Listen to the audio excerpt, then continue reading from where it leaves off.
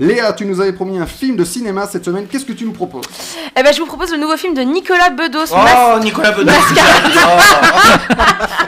Ça va être le running. Tu nous disais tout ton amour pour lui hors antenne, effectivement. Donc, ça s'appelle Mascarade. Ça a déjà fait couler beaucoup d'encre lors de sa présentation hors compétition au Festival de Cannes et dont la promo s'affiche sans retenue absolument partout, tout le temps. À propos de promo, j'aimerais vous parler de l'affiche. Je vais être honnête, c'est la seule raison pour laquelle j'ai été voir ce film.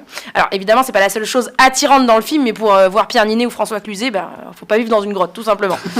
Donc, je m'étais déjà un peu dit que j'avais déjà testé Nicolas Bedos 3 fois, et que ça suffisait en fait, c'est pas mon truc. Alors c'est vraiment subjectif, parce que je pense qu'il fait des grands films, mais qui arrivent pas franchement à m'intéresser.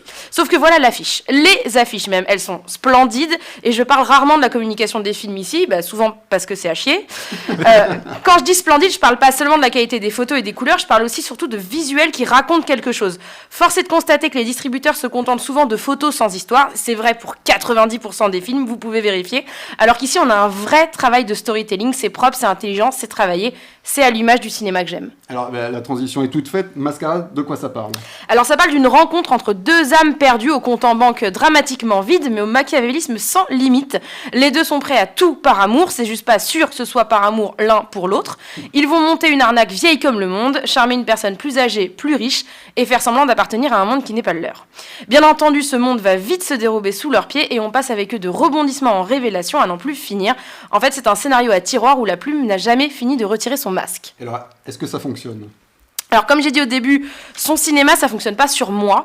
Déjà, ça commence par une construction qui me parle pas plus que ça, composée de témoignages dans le présent qui vont nous expliquer ce qu'on est en train de voir dans les flashbacks. En fait, ça paraît presque trop scolaire pour un film de Nicolas Bedos, parce qu'il y a bien une qualité dont il peut se vanter, c'est de voir grand. Il fait des grands films, il est très ambitieux, et c'est pas un défaut, au contraire, parce qu'il arrive toujours à s'élever au niveau de son ambition, aussi bien narrativement que visuellement. Seulement, voilà, les personnages sont tous assez pathétiques et ne s'offrent même pas le luxe d'être attachants. Le film est trop long, il y a trop de rebondissements, il est trop dense, on se noie dans une piscine de cynisme malgré un casting impeccable.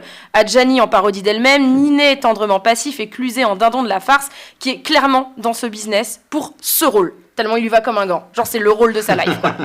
Bon, tout le film n'est évidemment pas acheté, hein. Il prend un bel envol dans l'acte 2, même si c'est qu'éphémère. Et puis, comme toujours avec le cinéma de Bedos, on retrouve de vrais moments de grâce, une mise en scène généreuse et un sens aiguisé du spectacle. Alors, le mot de la fin, Léa, une réplique qui t'a plu ? Quand on s'aime bien, on fait que bouffer et se regarder. C'est beau. Est-ce que c'est vrai ? Ouais. D'accord. Tiens, passe-moi un schtroumpf. Non, je rigole. En tout cas, ça donne envie. Hein.